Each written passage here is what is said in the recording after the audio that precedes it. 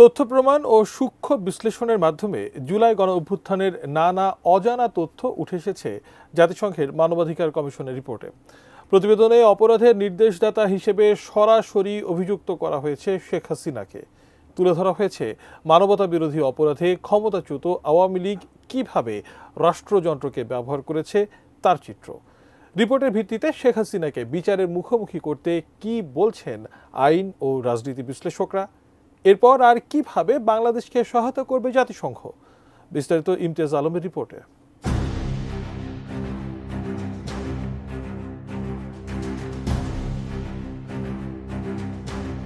শেখ হাসিনা সহ আওয়ামী লীগের কেন্দ্রীয় নেতৃবৃন্দের বিরুদ্ধে যখন বিচারের দাবি উঠছে, তখন জাতিসংঘের মানবাধিকার কমিশনের তদন্ত প্রতিবেদন অকাট্য দলিল হিসেবে তাদের বিচারের মুখোমুখি করতে অনেকটাই সহায়ক হয়ে উঠবে বলে মনে করছেন আইন ও রাজনীতি বিশ্লেষকগণ। আইন উপদেষ্টা আসিফ নজরুল বলেছেন, মানবতা বিরোধী অপরাধের দোষরদের বিচারের আবশ্যকতা, ন্যায্যতা এবং বিশ্বাসযোগ্যতা আরও অনেক বেশি স্পষ্ট করে ফুটিয়ে তুলেছে এই প্রতিবেদন। বিচার কাজের সহায়ক ম্যাটেরিয়াল হিসেবে প্রতিবেদনটির সাক্ষ্যমূল্য রয়েছে বলেও মনে করছেন তিনি।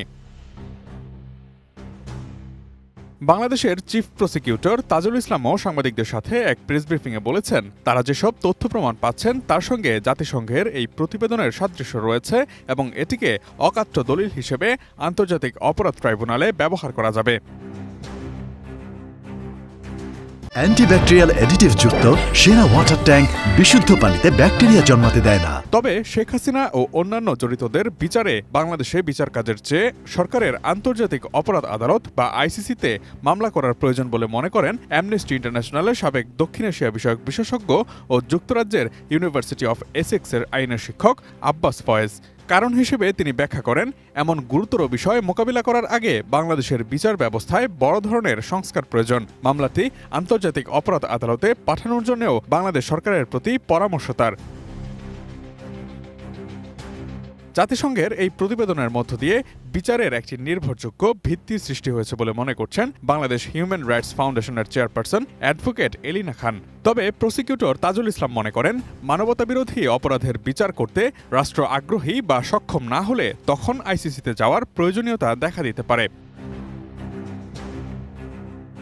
জাতিসংঘের এই প্রতিবেদন একটি সাহসী ও নিরপেক্ষ কাজ হিসেবে প্রশংসিত হয়েছে সচেতন মহলে। অন্তর্বর্তীকালীন সরকারও এই প্রতিবেদনকে স্বাগত জানিয়েছে। তবে এরপর ভবিষ্যতে পদক্ষেপ হিসেবে কি করবে জাতিসংঘ? সংস্থাটির মানবাধিকার কমিশনের এশিয়া প্যাসিফিক অঞ্চলের প্রধান রোরি মুনগুভেন সামনের দিনগুলোতে বাংলাদেশে জাতিসংঘের আরও বেশি উপস্থিতির মধ্য দিয়ে তাদের স্বতন্ত্র প্রতিষ্ঠান হিসেবে ভূমিকা রাখার ব্যাপারে আশাবাদী। পরবর্তী ফলো আপ পর্যায়ে অন্তর্বর্তীকালীন সরকার, নাগরিক সমাজ এবং বিচার বিভাগের সাথে কাজ করার এবং সংস্কার কাজ এগিয়ে নিতে সহযোগিতা করার কথা বলেছেন তিনি।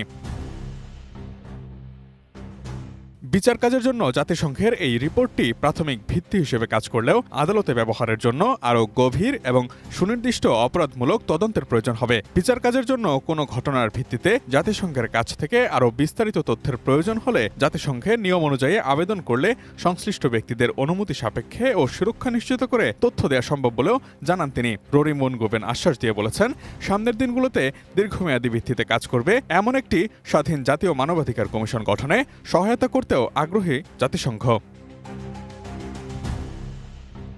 Imtiaz Alam, desk report, ATN news.